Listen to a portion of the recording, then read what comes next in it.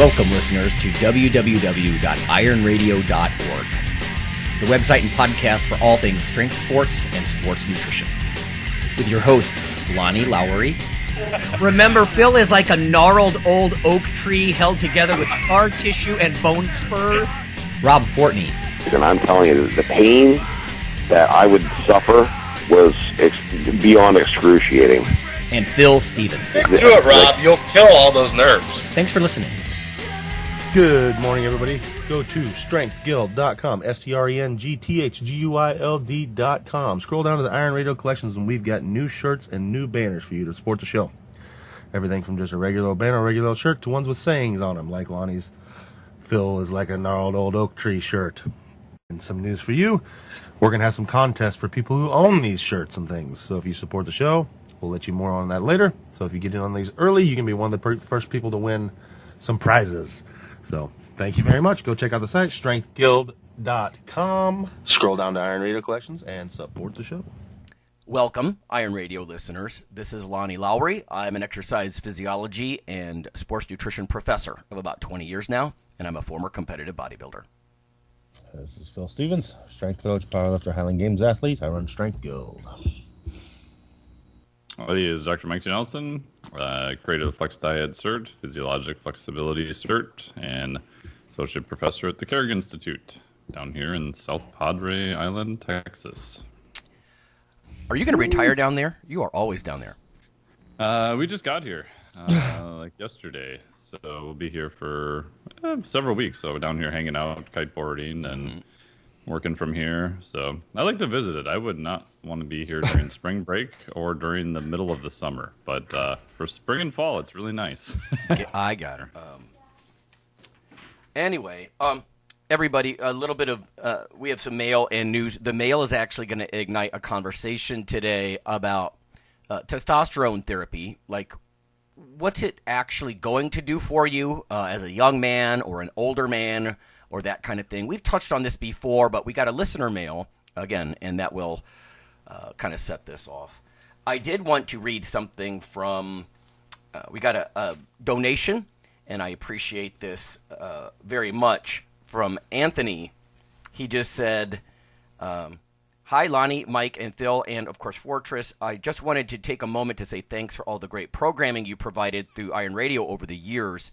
I appreciate the quality of the education and entertainment that you put out there for free each week. It's a pretty rare thing to be able to listen to a podcast every week for over a decade straight, and it's really a gift that you all have given the strength and fitness and muscle sport community. I'm sure there are days when finding guests or recording the podcast or dealing with web hosts can be a real pain in the ass, so thank you for sticking with it all these years. Keep it up. Best regards, Anthony. So that was nice. I appreciate that. He also says, P.S., thumbs up on the Iron Forum. I never got into any of the old fitness forums back in the day, but so far it seems like it'll be a good place for a fitness hobbyist like myself to learn from others with more experience. So, cool. Great. Very cool. Our other mail is going to set off the news. So this is from Spencer. He says, not sure if you've covered this in previous episodes, so you could just refer me there. But short answer, Spencer, no, we haven't talked about this specifically, but it says, I'm interested in red light therapy for testosterone maintenance, that is enhancement or skin improvement, wrinkles, anti-aging, all of the above. I'm a 35-year-old male, and I would prefer to avoid the T replacement therapy, which I do not need at present. I have had my testosterone levels tested also. What are your thoughts? Thanks. Well, on your behalf, Spencer, as we are wont to do here, we're going to throw in our own, analysis, of course, but a little bit of evidence-based thoughts. So I pulled a couple of papers. Strength and Muscle Sport News. This one is from just through Science News, European College of Neuropsychopharmacology. So, lack of interest in sex successfully treated by exposure to bright light. Now, one of the things you might be thinking, Spencer or other people, well, that's not the same thing as red light. No, it's not. Bear with me. It says exposure to bright light increases testosterone levels and leads to greater sexual satisfaction in men with low sexual desire. These are the results of a pilot randomized placebo-controlled trial. Now, I'm curious how they did the placebo-controlled thing. I mean, if you're getting bright light, maybe they're messing with the wavelength or something in one group or the other. But it says low sexual desire affects significant numbers of men over 40, significant meaning up to 25% would report problems. And again, that depends on age and other factors. Scientists previously noted that sexual interest varies according to the seasons. And just a side note here, like editor's note, I have looked into this extensively in the past, and I find studies all over the place about when T levels rise. I don't want to use the word spike because I'm not sure they're going to do that. And they're really mixed. Some people say more in the fall and, with the increased calorie intake, and I've read in the spring. So, I feel like the seasonal data is all over the place. And frankly, is it enough to matter, right, from a lifting perspective or a robustness of life perspective?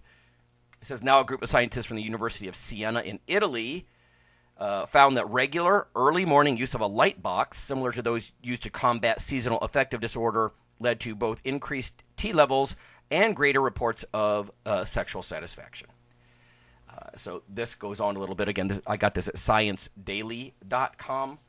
They say, we believe there may be several explanations for the underlying mechanism. For example, light therapy inhibits the pineal gland, and that may have a cascading effect that allows production of more testosterone. So this is a 2016 paper here.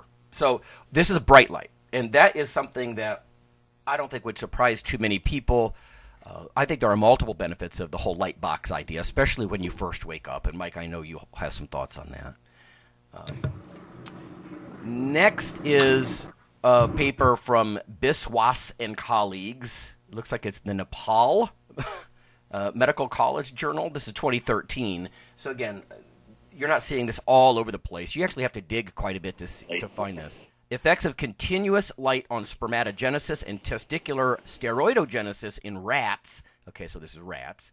Possible involvement of alpha-2U globulin. It says male rats exposed to continuous light for 70 days showed an increased weight of the testes, accessory sex organs, and serum levels of luteinizing hormone and testosterone. It says prolonged light exposure also stimulated spermatogenesis in these rats. And, of course, we're talking about functions separate from just, your Leydig cells making testosterone. These results suggest that alpha-2U globulin possibly stimulates the male gonad by inducing pituitary gonadotropins in continuous light-exposed rats. So those are a couple of papers I looked at on just phototherapy, right? Photobiology is, of course, a thing. I think a lot of us feel the effects when the days get longer, like right now, and you're like, oh, man, it doesn't feel like freaking midnight when I get off of work, And I think this might have been part of what popularized the look into red light specifically, of course, being longer wavelengths, right, red light. But this is published in Men's Health a couple of years ago, 2017. I put a giant light on my balls to triple my testosterone levels, is what this says. And I think this is not completely responsible kind of journalism, but okay. Let's see. The author here, I spoke to a physician that I know, Dr. Olli Sovijarvi, Finnish physician, at a biohacking conference that he hosts in Finland. Well, all right, I'm a stick in the mud, but already I'm raising an eyebrow just a little. But okay, Mike, you go to all kinds of sort of what I would consider frontier kinds of conferences, so I don't want to be such a jerk that I'm super skeptical as soon as I hear biohacking conference that somebody hosts. But turns out that since those initial sunshine studies, and again, I wasn't able to find lots of these, but photobiology is real. More studies have investigated the effects of direct sunlight exposure to the torso, which increases the human male's testosterone levels by anywhere from 25 to 160%, depending on the individual. I'd be down with the 25% thing. That could be possible. sunlight exposure directly to the testicles, to the testes, reportedly has an even more profound effect. Again, but that's from proponents of this, right? I would like to see more data myself. I haven't seen the data. Maybe they are out there. But it says this is particularly true of a special form of light called red light. Too much exposure to sunlight, especially sensitive areas of your skin, like your family jewels, would create sunburn and excessive radiation or inflammation or damage. And I think the idea here is that red light would get around that, right? It's longer wavelengths, 600 to 950 nanometers. And according to red light therapy proponents, red light works to stimulate ATP production in these Leydig cells, and that could provide more energy to crank out more T, apparently. This sounds a little bit, I don't know, simplified in my mind, but, maybe longer wavelengths could probably penetrate deeper. I don't know if that would make your your scrotum really hot, warm, or something like that. Yeah, it's important to note there are currently no light therapy devices on the market cleared by the FDA to enhance production of testosterone. So, just some stuff straight from the literature versus what the fitness community is hearing about it. What do you think, Mike? I'm guessing that as an engineer and someone who's open, trying to be open-minded about a lot of this stuff, what are your thoughts about light therapy versus the red light therapy straight on your balls? Yeah, at this point, I kind of agree with you. I give it a huge maybe. I did my master's in mechanical engineering, and my thesis was actually doing exposure to microwave radiation on monkeys, so gigahertz transmitter type stuff, which is a little bit different than light. But like you said, Lonnie, I think when we're looking at like sunlight exposure or white light, for lack of a better word, I always look at the studies and then look at, are you getting some people who may have circadian rhythm dyssynchronies back to normal? I.e., you've got a bunch of people who are at kind of the low range of normal, and they do some light therapy, or they go out and watch the sunlight, or they get more sun exposure. Their circadian rhythm gets better. Ooh, and then their testosterone went up. All right, so if you're not looking at the studies real carefully, you could say, oh, white light increases testosterone. But that may only be if you had a circadian rhythm issue, and then it may not necessarily get you to a high normal either, depending upon your background, genetics, etc. So you could argue that it's still raising testosterone, but for someone whose circadian rhythm is fine, it probably wouldn't have the same effect. Red light, as you mentioned, is different. It's a different frequency. And in terms of direct effects on testosterone, there's only been a couple interesting animal studies. I just actually looked again today. I didn't find any studies related to it with humans and testosterone. Maybe there's some being done. I haven't seen them published yet. I have some friends who remain nameless who have tried this and have seen an increase in theirs. I have tried the photobiomodulation, the red light, and I do like it. I think there are some benefits to it. I did measure my testosterone before and after. Granted, I'm just doing a 2-panel exposure in the morning in my underwear. I'm not putting it on my nutsack, so maybe I didn't do it correctly according to the article, but I don't know. That made me that made me a little nervous to go quite that far. Mm-hmm. Again, I didn't see any difference. I did find that like aerobic stuff was a little bit better. I tended to feel better. There is a fair amount of data on photobiomodulation. It comes in all sorts of different flavors too. You can look at low-level laser therapy. They all kind of operate on a similar idea with slightly differences.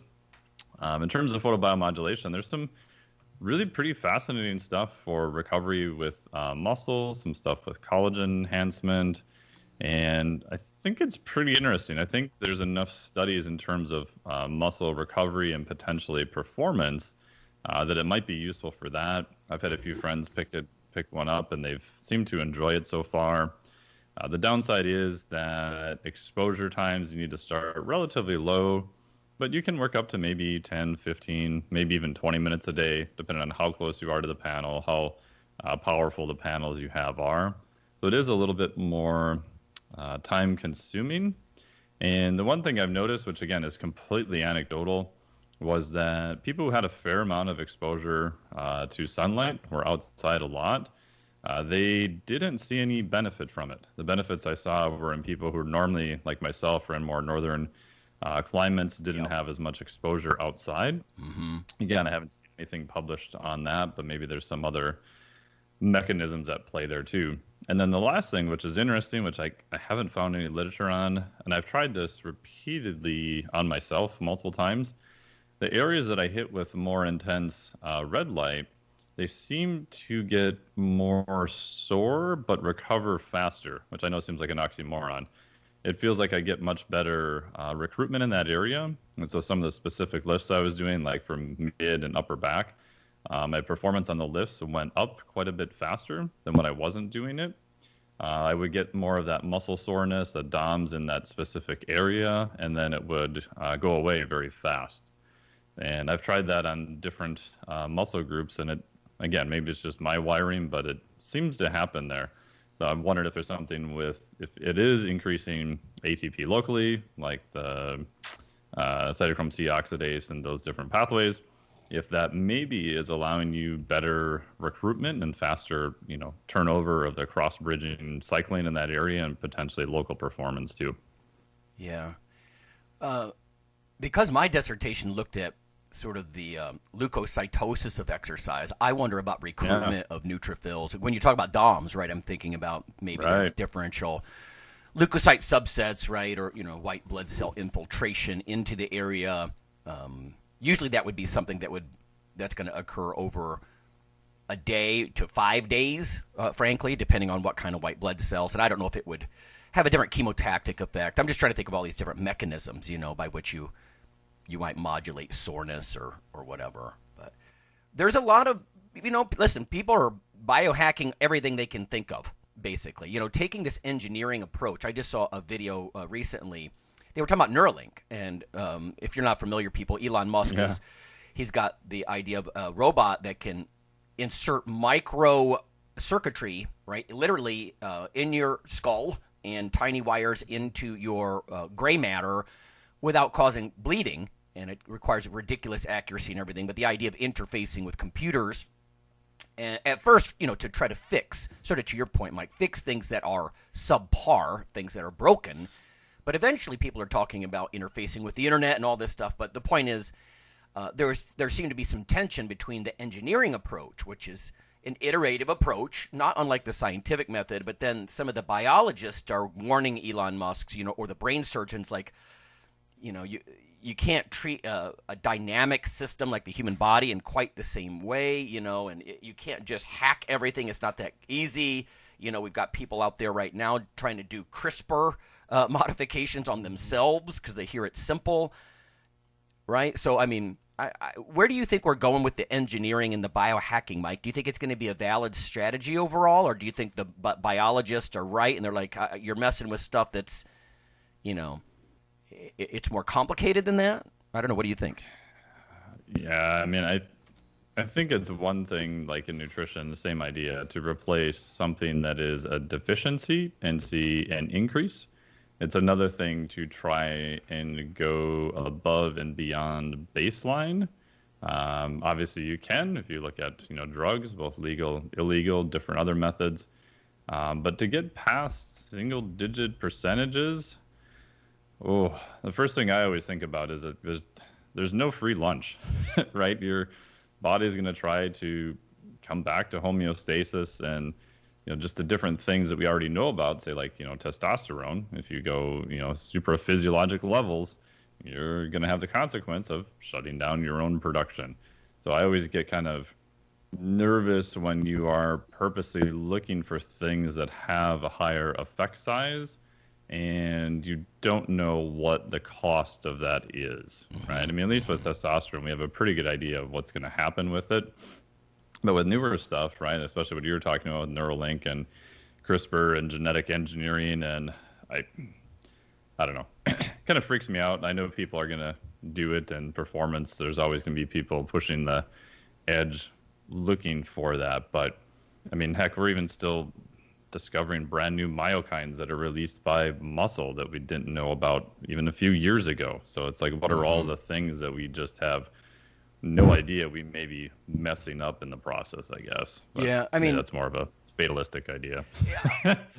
I think over millions of years of evolution, we're dealing with biochemical systems that, even if you look at us like organic computers running subroutines and this and that, right? Whether it's Neuralink and, I heard, I think it was Ray Kurzweil said, you're not thinking about what's happening within a neuron, almost quantum level stuff that happens with thinking. It's not quite as simple as the circuitry might appear, right? Which is the current engineering approach, or like what you're saying with hormones, how many different things, like these different globulins these researchers are talking about, and these negative feedback loops that work like a thermostat, and they're only going to allow so much of a hormone to happen. In fact, that Men's Health article that basically said 160% increase, I can almost guarantee you, when you look at the data, that's not young men with T levels of like 800 nanograms per deciliter, more than doubling, adding 160% increase to their T levels. Is if somebody had a 200 on this 1,000 scale, and I would suggest people just think about the T in nanograms per deciliter like on 1,000 scale. If you're under 200 and you're officially hypogonadal, then 160% increase, okay, I could probably buy that, right? Or like you were saying with light, if you live in the dark, you work night shift or something like that, I think the light therapy might be especially interesting. And we were just talking the other week about applying light directly to muscles, along with what you were saying, Mike. And this stuff keeps emerging. And I'm just going to wait for a certain weight of evidence, I think, right? We're not going to change our practice dramatically based on one pilot study or a rat paper, kind of what I was digging through here recently. And I'm sure there's probably more. But I get concerned when I hear more or less lay fitness journalists start going off the rails, saying they're going to triple their T levels. And to your point, I mean, we have to think about all of the methodology, and that's what most people don't want to look at, right? In what exposure dose, over how long, population specificity. Do I live like a vampire, or, am I always in the sun already? Do I already have high T levels already? Am I old? Am I young? I mean, population specificity, I think, is one of the first methodology questions a lot of people should ask themselves before they start strapping red lights to their balls. And the reason I did it, too, is that I found that there's a fair amount of data on photobiomodulation, not necessarily to the nutsack, but to body exposure for at least a long enough period of time that I felt comfortable that there wasn't much of a negative downside unless you go, too hard, too fast, too soon. In terms of the upside, I agree. It's still a big question mark. But that's kind of one of the things I always look at personally is, do we have enough data to at least make an informed decision on the downside? Maybe not necessarily on the upside, but at least I feel relatively safe that we understand what could potentially happen, and we're still trying to sort out, is there a positive with it? And by definition, if you have something that's completely brand new and there's not much data on it, you don't know either end of that curve. Mm-hmm. And that's the part that makes me just a lot more nervous. Yeah, it's almost like we're back to the pro-hormone era, or the SARMs, or, some of these are probably going to have an effect, and some of them are going to have mostly side effects. And that's why I'm glad that at least in that Men's Health article, they did divulge, listen, the FDA hasn't approved this. Now, don't get me wrong. I've found fault with FDA's decisions before, but at the same time, it's not approved as safe and effective. Even if it's not dangerous, to your point, Mike, and people aren't going to literally not be able to have children or some terrible side effect, then is it worth the cost of what you did in time and discomfort or money? It's like a lot of dietary supplements. They're not going to hurt you, but most of them are kind of a waste, to be honest. But I was going to ask Phil, you had bought like a light box kind of thing before, haven't you? Why did you do that? Well, I got lights right above me right now that are what is it, full spectrum daylight lights. Spectrum. Yeah. It's just because I'm in a cave all day. I don't get near as much sun as I used to. So my office is in the basement, and I'm there for at least 8 to 10 hours. Oh boy! So I just figured it can't hurt. I'm not putting them on my junk, but they're just right above my head, and I figured for the cost, I don't know, it was like $45. It can't hurt. That investment, and I got a plant right next to me growing. So now in my office where it wouldn't grow before. So, I just don't get near as much sun as I used to. I'm not out there enough. And so I figured, especially in the winter, when I do get out, I'm in here a lot of times before the sun goes up, and I don't leave until after the sun goes down. It's not going to hurt me to get some UV exposure. I mean, there's tons of science on that, light exposure in general, not on your junk. So right. And I still take my vitamin D and things like that, but I figure it can't hurt. Yeah. So that's a moderate approach that I usually like. I think in old age you start to walk the middle path. It sounds sort of Buddhist maybe, but you're not strapping some device onto your crotch, but you're going to work. I turn my light on anyways. So right. It's like, I turn that thing on anyways. Let's just switch bulbs. Exactly. Yeah. You're going to work in a light environment. Yeah. So it just makes more sense to me as a physiologist. But again, because I'm not an engineer, and that's why I'm glad we have Mike with us, is the whole light into your eyes, pineal, biorhythm, that kind of thing makes a lot of sense to me. But messing with particular wavelength and hoping for a certain depth of soft tissue penetration and what that would do to something like ATP production, I'm just I think that's kind of dubious at this point. But maybe I'm being too skeptical. Like Mike says, if there's not much of a downside except you waste money on a device or whatever. A fair amount of time I spent trying to figure out like the definitive sort of mechanistic study as to how exactly does red light work, and maybe some of the listeners can send me some stuff, but I keep generally coming up relatively short. Like I've gotten out on as far as trying to figure out how it affects the different complex 1, 2, and 3 in the mitochondria, and I can recite all the stuff that it's supposed to do, but I can't find a mechanistic study that kind of shows that. So if someone has it, let me know. I think ultimately what's the biological significance of it, right? And I think that's what we'll talk about after the break is what can boosting T actually do, to a young guy or an older guy or even a gal. Bodybuilders and powerlifters have taken pharmaceutical doses of testosterone or its derivatives for a really long time. Mm-hmm.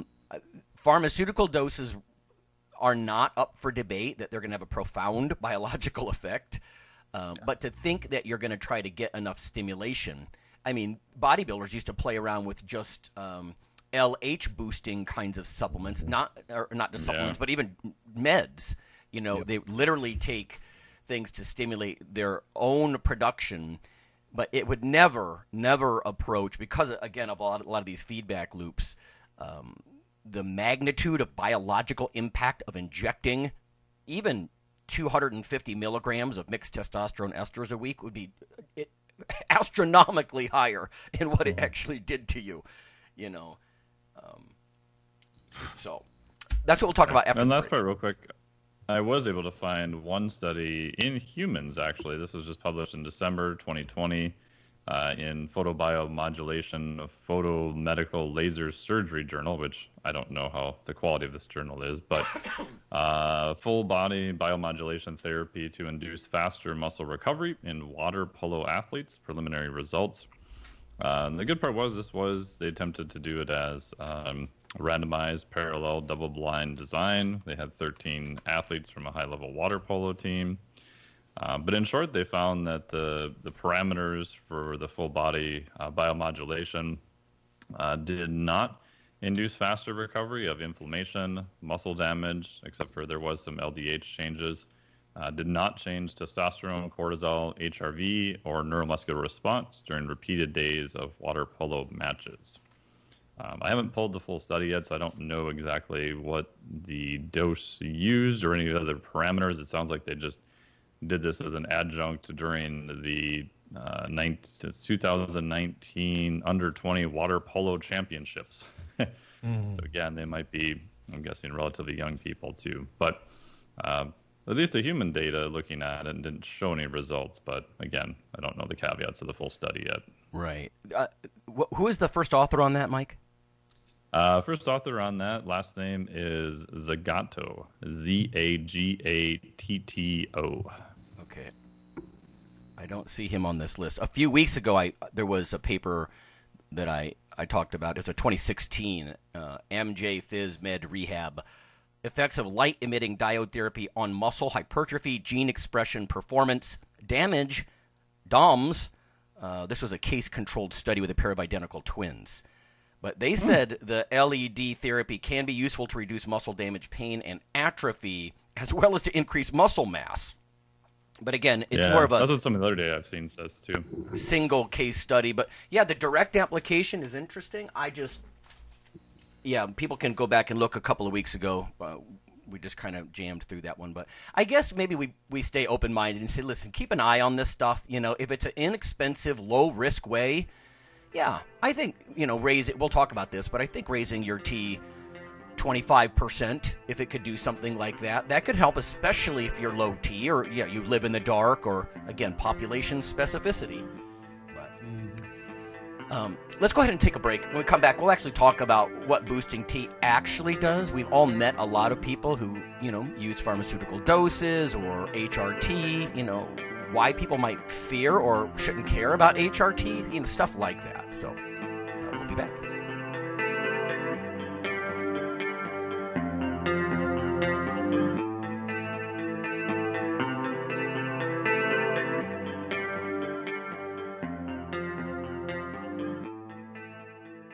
Hello there, ladies and gentlemen. Yeah, you know who this is. So I'm here to tell you about Dr. Mike T. Nelson's new book, Why You Should Eat Keto. I don't do it because, look at me. Come on, I'm fabulous and I'm fantastic.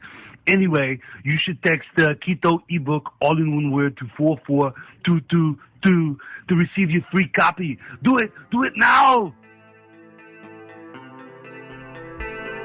Iron Radio is, of course, primarily a podcast.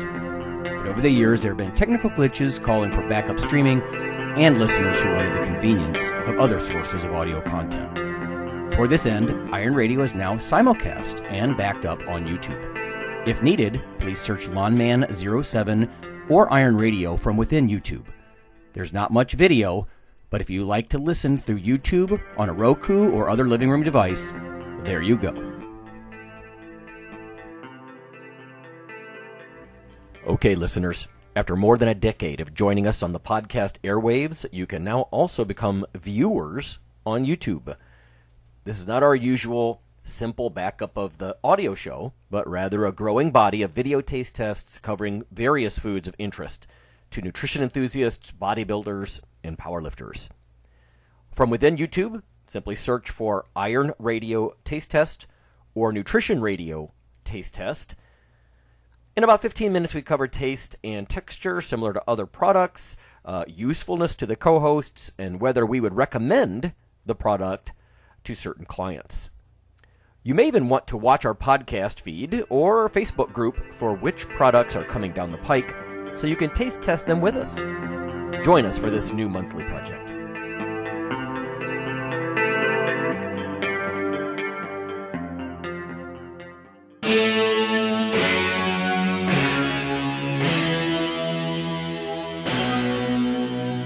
Weekly fix of Iron Radio. In addition to being a popular institute on iTunes, we are also on email. Simply go to www.ironradio.org and sign up for the voluntary email. You'll get a once per week email, no more. That's little more than the show notes and a link to the audio. So go for it.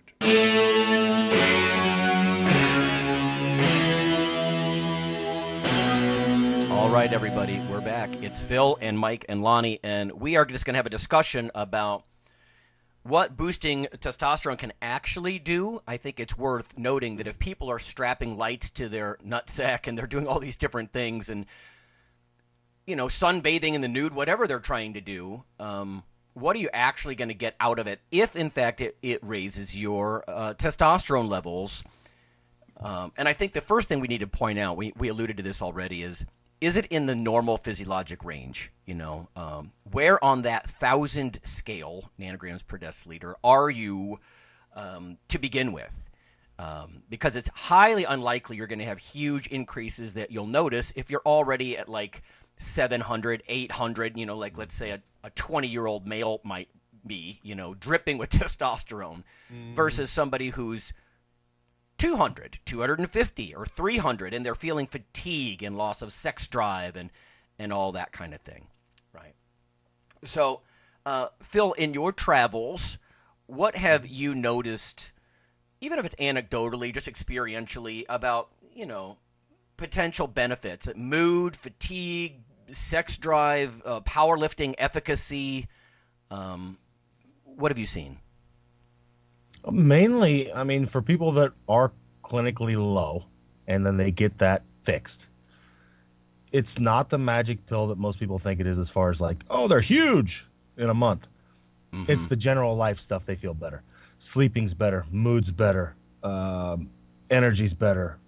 Just general life stuff is where the most benefit comes from. And that then feeds into, of course, if you have more energy, you're better slept, you're in a better mood, you just generally do more stuff. And then that leads to you being in better shape by itself. And I think, talking about this subject, what I see right away would be a bunch of people going out, not fixing their current issues. Like they have a shit diet, shit sleep patterns, they don't train, and I'm going to put red lights on my balls and make myself totally better without fixing anything else.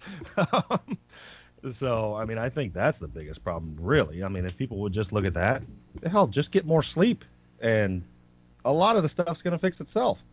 Yeah, but the number one thing is, if you're going to bringing yourself back to a, let's say, natural level, you're just not going to get huge automatically. What you're going to do is, if you are physiologically low, general life is going to be better, is what I've seen with people. Because TRT has become big, and yes, there are people and there are companies that abuse that. They just say TRT just so they have a legal way to be on stuff. Yeah. There's lots of companies like that, but people that are genuinely, in trouble and low, it's not the magic pill that gets them full. They don't turn into Ronnie Coleman overnight. They just feel better. No, right. So, yeah. That's where I'm at. Years ago, I said something on the T Nation forums about how I'm not convinced that an old body processes high doses, pharmaceutical at least levels of T, like a young body. And I got a lot of crap for that. And I'm like, now that I'm in my early 50s, I'm telling you, like my doctor, one of his specialties is men's health. So I'm like, I'm going to go with this guy. So young Japanese guy, great guy. He's like, well, Lonnie, you realize, and Mike, you might have seen this in some of the autopsy type of things you've done, cadaver stuff you guys have done. Mm-hmm. But he's like, when you're in your 20s, your prostate's like the size of a walnut. And by the time you're your age, Lonnie, it's like an apple, okay? So, and what I didn't fully appreciate is this natural growth. And eventually, most guys, by their late 40s, certainly mid to mid 50s, most guys have differences in urine stream and things like that. Okay. And it'll freak you out a little. So I feel like going back in time to myself when I wrote that, right, on the T forums and being like, no, I was right. It's like, you can't go hog wild. Your PSA levels are going to go up. You've already got an enlarged prostate. You just have to be more careful, Oh. So you're put on like a transdermal like T pump or something. You're not like, woohoo, I can self-administer this and I'm going to burn through a month's worth in a week. Well, then I hope you can pee next year, There's going to be, like you were saying, Mike, there's going to be a price. The bill comes due because after millions of years of evolution, homeostasis is in place for a reason. There's issues that crop up. But having said that, am I against TRT for an older guy? Listen, if your T levels, you try to get all this stuff in place. You're eating well, you're sleeping well. And let's face it, there are some things like work stress and work schedules that are hard to control. But you can meditate and do all the things. And if your T levels are still under 300, then for F's sake, go get on some TRT if you can possibly afford it. I know that some people wouldn't want to do that because they don't want to shut down their nads and end up with, tiny testicles and have no ability of their own, because make no mistake, TGL can get very expensive. I've seen costs before insurance, $800 a month. Jesus. $400 to $800 a month. Boy, you better be getting some result out of that. But at the same time, I think for an older guy, there's a lot of benefits. Like your joints might not hurt, muscle. You feel more energized. I did hear a physician on YouTube recently. He's like, all these guys in their 50s, they're getting on TRT and tearing tendons because they think they're 15. I'm like, don't be so smug. There's a lot of guys out there. They know exactly what they're doing. They're educating themselves on this stuff. And, yeah, they might tear a tendon because suddenly they have a lot of energy. Maybe if they've never exercised their whole life. But anybody who's exercised for a long time, they're not going to say, I'm just going to put 315 on the bar and, rip. I don't think they're going to do that. Maybe some guys do if they're very inexperienced, but that's their fault in a sense. But well, and just on two of these subjects. First one, I've had several clients in their 70s that they were on TRT, and then one in particular that was paying, I think he was paying $1,500 a month. Wow. And he was on TRT, but then he was on also very low dose daily GH. And the dramatic change in like 2 years. And we're not talking, he was not his levels were not above normal. They just brought him back to, what was normal, like 600-700 on the T, and then one IU of GH a day. His hands and everything. I mean, he was a much younger person within 2 years than he was prior. I'm fascinated by that GH stuff. It's just so expensive. And that's where most of his money was. But I think so too. I think the biggest thing is not being at super maximal levels. It's just getting you back to to normal levels. High normal. From what I've seen, he can do a lot of bad too at higher doses, GH gut and everything like that. The other thing I was going to get on is just the age thing. It's no secret that I run in a crowd of people that are very open about their use of drugs. And, with the West Side guys and everything else, they just talk about it. Without naming any names, like you were talking about with age, there's numerous of them that have talked to me and they're like, I just can't do it anymore. The side effects from when I was 25 to now when I'm 45 are astronomical. They're worse. I tried and I can't. Yeah, they're like, I just can't do it. It goes horrible. So, and I don't know what it is there. I'm not a biologist or whatever, but it's definitely, there's something that happens. Right. Yeah. And you're hearing it straight from the guys too, which means it's feelable and noticeable, like whether it's a side effect or whatever. These guys aren't. Yeah. Enough so they're just like, I won't do it anymore. Whereas they used to take it like candy. So, I mean. Well, I think you got to ask, why are you? Like, if you're, let's say you're 55 or 60, and don't get me wrong, I remember being blown away how impressed I was at the, there was a pro powerlifting meet in West Virginia, Mountaineer Cup, and Ed was there, Cone, and was competing in the squat against these old, like, the big gray beard kind of like Russian guys, and I was blown away that they're still squatting, 9-ish. Just crazy. But yes, at some point, everybody has to decide, what am I doing? Like, how long do I want to do this if it's going to lead to other problems, tears, spinal degeneration, prostate problems, whatever it might be? Am I popping Vicodin so I can keep powerlifting at the same level? I'm not sure that's healthy. Where's it worth it? Yeah. Well, I think it was like what Ed Cohen said. I think that you only have so many max attempts in your life, and it just seems like people who get on, stuff and go in the super physiologic range, it's like putting nitrous in your car. Like it appears to do that for a short period of time. And it seems like at some point, before you just start blowing yourself up.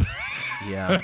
Mike, it's actually a good point. I remember, when I was in my 20s, just talking to guys and kind of formulating in my own mind. It's like, oh, okay, so the old school guys that I used to read about in the magazines would cycle androgens. There was a downtime during the year. And then, but it was also in that era where you started seeing people go on and stay on. Like they would say, I'm off. And when I'm only taking a couple cc's of Winstrol a day. What? Yeah. That's not. You mean you're off the GH for a while, is maybe you mean. Yeah. But, and I'm not going to name names, but I remember a couple people talking about that, just from memory, increasingly cloudy memories now, but, and just being blown away like, oh my God, that's not off. And some of these are people I really admired. And so, I started realizing they go on and they stay on. They can't afford not to. Because you watch people like Gary Stridham, you remember back in the day, he shrank down to like 200 pounds, and he looked like a boy. He looked like a child compared to his normal self. But Phil, to your point about GH, honestly, this might shock people, but I would have a very serious discussion with my doctor if he would prescribe low-dose GH at this point in my life. I'm only early 50s, but I would take a good, hard look at that. I really would, because of the combination. I remember Stallone, he got caught trying to bring a bunch of GH back from Australia, as I understand it, at least, in the media. And he's like, you don't understand. It's the fountain of youth. And to be honest, you could kind of poo-poo the guy because he's just an actor, but no, I think he's speaking truth to power there. Yeah, I think so, too.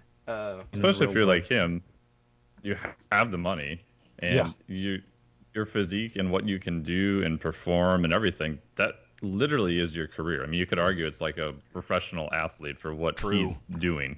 Ethics and everything else aside, it actually is related to what he's doing as a career. Yes. Yeah, that's a good point. Yeah, it's these guys' careers. I've seen some transformations out of Hollywood people, and you're like, you can't help but speculate. A little bit of clenbuterol going on there, or something like that. They get kind of hard and lean real fast, even a female. Let's talk a little bit about boosting T. Let me cut short to, I haven't mentioned this to most people if they're not like supporting members and whatnot, but it's been out there for years. There's a little link. If you click the word virile at the middle of the page on IronRadio.org, it'll take you to it's not a very high audio quality thing, but I actually did a little recording about boosting T and things in the literature where you can actually boost your testosterone realistically. And when I say realistically, I mean, not looking like the cover of a magazine. But there's a couple of things in there. And I think some of the biggest effects are things like eat enough fat in your diet. Don't go on a super low-fat, high-fiber diet. That's going to probably shave 15% off. There's a couple of problems with that kind of stuff. But I've never been a fan of herbal testosterone boosting supplements, and there's plenty of them out there. Phil, I'm guessing, have you ever dabbled with T boosting herbs and stuff, like early on, or not ever? Well, yeah, when I used to get them for free. Oh, that's right. You would have gotten it for free. Well, they're free. That's right. That's right. Yeah, that would have Tetris, Tribulus, and all that crap. And I never saw anything out No. of it. I mean, No.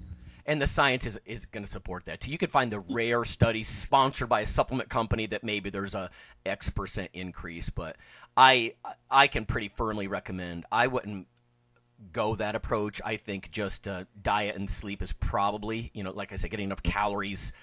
Fasting and low-fat diets are bad. High-fiber, low-fat diets and lots of fasting, that's going to suppress your LH. You're not going to get the signal down there to your testicles to make the T. Those are the things that I would focus on, not some herb. But, Mike, do you have a different take on this, or what are your thoughts? Yeah, I mean, the data on it is just not super impressive. I mean, back in the day, I did try some of them. A buddy of mine who worked for a supplement company, he was developing one, so I would do blood work before and after. And in his case, mine went up a little bit, but at that point, who knows what it was related to. And my testosterone at that point, because I was doing my PhD, was literally 180, 200. It was horrible. Yikes. Because of lifestyle issues and massive stress and stuff. So I don't think there's much difference. I think in some cases you may see a difference because they'll put things in like zinc and some other things where if you were really deficient and you've replaced zinc, there's, a couple of the old ZMA studies, one on basketball players, where you can see an increase. But again, that's a deficiency getting back to normal. And even then, like you guys are saying, if let's say you're at 400 and you go to 600, right? Is there any data that says that that's beneficial? Like the only piece of data I could find was an old study by Bazin where I think they chemically castrated men and then gave them, I think it was testosterone and anthate, and tried to put them back in different ranges. And yeah, if you're hypogonadal and you get back to a normal range, even if that's from 200 to 400, that's a pretty big difference. A lot of people from blood work I've seen feel amazingly better and are shocked that their number was only 400. But if you're going 400 to 600 in that group, they didn't really see much of a difference. So and even then you've got all the studies from, Dr. West from Stu Phillips' lab where, lifting and increasing testosterone temporarily, some of Bill Kramer's stuff, it definitely happens, but didn't lead to any, greater changes in hypertrophy or strength or anything else. The caveat with that is that you're talking about very, very short-lived, relatively high outputs. But again, if you're looking at chronic base levels, I don't know. I mean, I've got, I've been able to see some blood work from very high-level baseball player and recently a very high-level UFC fighter. And a lot of times they'll tend to be on the lower range. And we've, in the case of the baseball guy, we've been able to do a few things through the work of another guy, all natural stuff because they're tested, that it slowly has gotten better over time. But again, a lot of that is also based on the athlete. If they think that they're going to have an issue at 400 and they want to see 500, I could argue all day that may not matter, but mentally maybe it is better for them. If they hit 500, now they can go, oh, okay, I'm good, and then worry about something else or not worry about it. So they have all those aspects too. Yeah, I would think, this is anecdotally, but I would think that doubling from 200 to 400 or from 400 to 800, you're going to see differences in muscle fullness. If you're a middle-aged, experienced lifter, like when Spencer contacted us, he's 35. I get it. You might not want to be on HRT at that point. At some point as you age, though, I think you're going to lean harder and harder into it if you're going to do it carefully. But yeah, I can see your back feels better, your joints feel better, your muscles are fuller. I really think that's going to happen, even within the physiological range. But I'm going to ballpark. I know this is not scientific, but about a doubling, like you said, from 200 to 400, or I'd even argue from 400 to 800. 800 is pretty high, And so you're 35 to 55-year-old guy, you're going to be like, ooh, okay, and you could just feel it's the fatigue. I was really stricken when I was talking to physicians over the years about it. Low T is such a collection of symptoms. It's not just – I remember one doctor I spoke to, he's like, well, it's only impotence. And I'm like, that's absurd. So you're an idiot. Let me talk to somebody who understands endocrinology a little bit better. Now, I have a lot of respect for medical doctors, but what he was saying was just flat wrong. And then you talk to some of the more modern guys that do men's health. They're like, no, it's a collection. That's why they call it a syndrome, right? It's a collection of signs and symptoms, fatigue and aches and, sex drive, lots of different things. But it's not just about sex drive. That's absurd. A colleague of mine talked about the benefits of blocking testosterone. And I'm like, no. Phil, you and I were just talking about that, last week or the week before? And it's like, no. No, even if I go through this natural progression where I eventually have a big enough prostate it causes problems and that sort of thing, I still rather live life in a robust way and be able to, have the privilege of lifting at least moderately heavy, or lifting period, that kind of thing. But one thing that I've suggested for years, and nobody ever listens to me because they're 20 years old and they don't have foresight and they don't realize they'll have blood work. Yep. Get blood work when you're at your best. Yeah. And then, because the biggest problem for me when they did put me on, everyone's different. Like, I guarantee you that Mike Tyson at 18 had higher testosterone than I did. Yeah. He just did. Probably there a good are people guess. out there that are physiologically different, and that's how their body's wired. So if you had a number from when you were 18 or 20 or whatever, now when you're 45, you can go back and get me back here. My body knew how to run there, and it ran really well. Yeah. You know? And then you have real numbers to bring a doctor and be like, look, I was at 585 when I was 18. Now I'm at 290. Let's go back there. You know? Yeah. And it's somewhere that your own body knew how to be there. If you get your doctor to listen, because I remember T.C. Loma said that once, and he's like, get your baseline, and then the doctor can bring you back up to it. I'm like, that the requisite for that is to find a doctor willing to do so. Who will. Yeah, but I think there is more now than ever before. Agreed. You're starting to see all the clinics and stuff pop up. But, yeah, because when I went in, I was at 42, and I was a lot like Mike. Jesus. I was in graduate school. Yeah, it was the lowest he'd ever seen. And he put me on gels and brought me to like 100. And he's like, oh, it's great. We more than doubled it. We'll stay there. I was like, what are you talking about? Not great. It's like, let's get me to low normal at least. Come on, man. Well, we doubled it. That's great. Well, yeah, but it's still a third of normal. Yeah, you're still like in the basement. It's like, if we're gonna do it, let's do it. Right. You should be able to shop around and somebody to say, if the transdermal's not working, then a shot once a month or whatever it is, and do it properly. Yeah, because I've spoken to doctor too. They're like, 295, you're fine. Yeah. No, not fine. Yeah, exactly. So, but that's a good point. But I wish I had numbers, because the hardest part then is going through that time of, you want to take enough to get you normal, but when does your body start making a bunch of estrogen? Right. You overspill. Finding out that balance, because I don't want to be on an AI for the rest of my life, because then you're throwing pills at pills.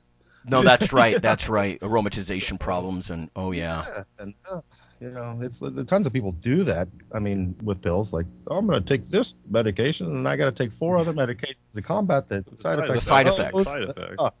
Yeah. I didn't want to be that. Yeah. So, hey, one more for you guys, and I know we're out of time here. What about women on like T replacement therapy? I can't really speak to this. I've spoken to women bodybuilders before, pros and high-level amateurs, and I can tell you what pharmaceutical doses of androgens do to those gals is remarkable. It's almost like the receptors in their body are like, oh my God, what is that? And of course there are ones that are, I'm going to use this term very loosely, more appropriate than others, than raw T. But usually you could see dramatic transformations in women because they've only got about 1/10 the T levels of men, not even probably. And so when you introduce that into that system, it's a whole different ball of wax. But Phil, have you seen anything on women just legal TRT for women? Yeah, I won't name any names, but I have several that are have gone on TRT. The harder part for them is it's so low dose. It's administering it correctly.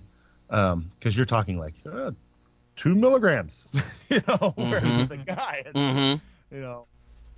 but it's the same thing. It's energy and sex drive, and basically the same thing as bringing a man back to, regular levels. The main benefit is the rest of the life stuff. It's not the drastic physique changes.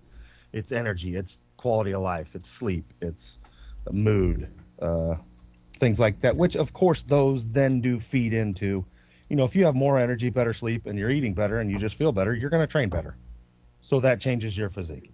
It's a, it's a whole bundle of things, not just one thing. But yeah, I mean, and that's becoming more prevalent now too. I think you're seeing more and more women, like Suzanne Summers is a huge proponent of that, from what I've read up on, as a T replacement for women. But it's usually for them, it's like it has to be a gel. You just can't inject a small enough amount. So, they have a gel they put on once a day, and gets them back to normal. So yeah, I would think for women lifters, it could be remarkable. Just going from, I don't know, like on this 1,000 scale, what are they, probably 20 to begin with normally or something? Yeah, exactly. Yeah, it could be amazing. I would think.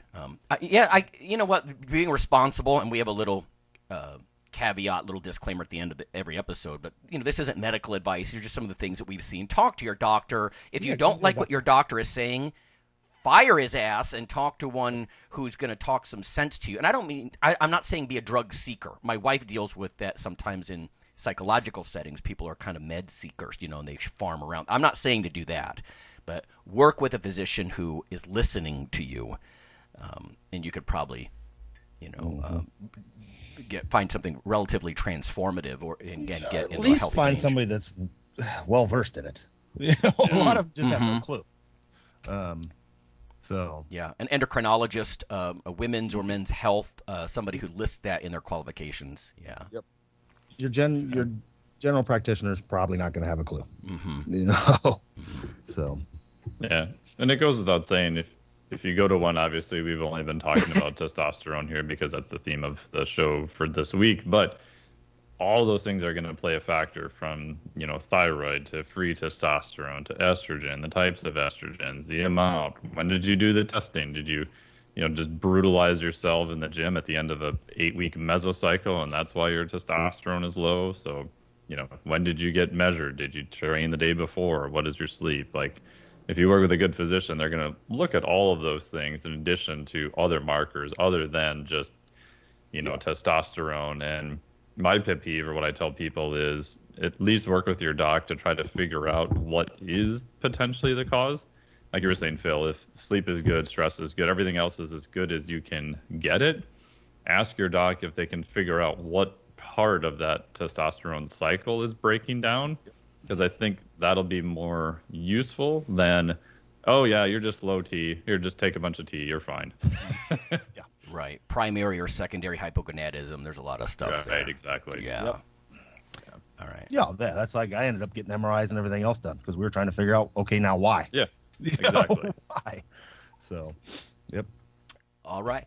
Well, thanks, Spencer. You set us off on that little there you go. tangent. So, personal opinions, but also some evidence, just, from real literature versus,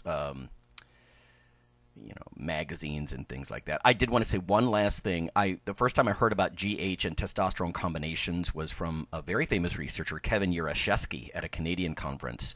This was not some edgy, this is just sort of the usual dry, boring physiology conference. And he said what you just said, Phil. An older gentleman, by accident, they put him on T replacement. He was also on GH replacement, didn't tell anybody. And he said the transformation was remarkable. Yeah. So I hope to God that this becomes a little bit more prevalent, like the T gel has become more prevalent, because it could do amazing things to prevent disease and keep people functional and whatnot. So. Yep. Yeah. And my last super quick comment is, if people travel, especially if travel opens up again and you're traveling internationally for long periods of time, and you may have to bring, some of your compounds with you, just be really, really careful and know where you're going. I've heard some stories of certain people who, luckily, they got out of it, but they had been using, testosterone replacement. I think it was a Nanthate. And now they're 4 weeks in another country going cold turkey. So, oh yeah. All right then. Do your homework. Yep. Okay, guys. See ya. Have a good one.